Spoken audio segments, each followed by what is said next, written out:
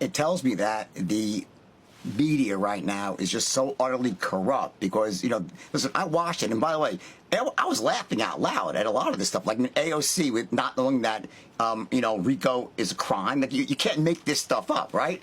But the fact that it's being reported on mainstream media is like there's no there, nothing is happening. Is nonsensical. I mean, there's overwhelming evidence. Listen, they use words like plausible deniability. That's a cover story in layman's terms.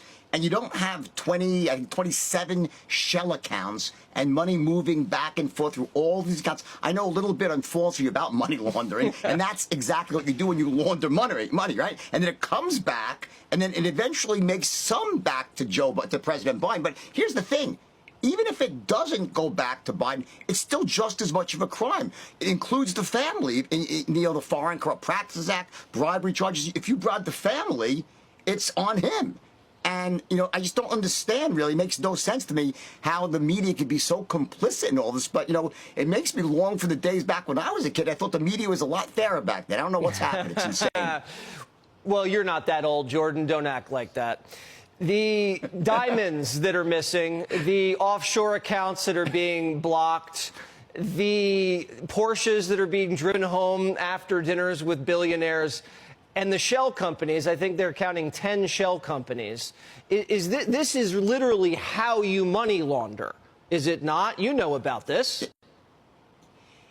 Listen, there is no reason for all these different shell companies. You don't move money from, China into, the British Virgin Islands into Liechtenstein. You don't do that. There's no reason for it. From company to, if the money was legit, it would go from the company to Hunter Biden or to that holding company in the United States and be distributed accordingly. There's no other reason for that. And it's one of these cases where, in the end of the day, the cover-up is worse than the crime. It's almost like the cover-up is what gets you in trouble because it's just so guilty looking, so obvious what's going on. If they just had wired the money, they could say, well, I did consulting. Now, he didn't actually do any consulting. He didn't offer any services, so to speak. So they wouldn't have an excuse there either. But the fact that they went through all this effort to conceal, it tips their hand. You know what's going on. And even if he was consulting, as he say he was, it's illegal. You can't do international business consulting without being registered as a foreign agent. And he was a foreign agent for his father while he was vice president. Right.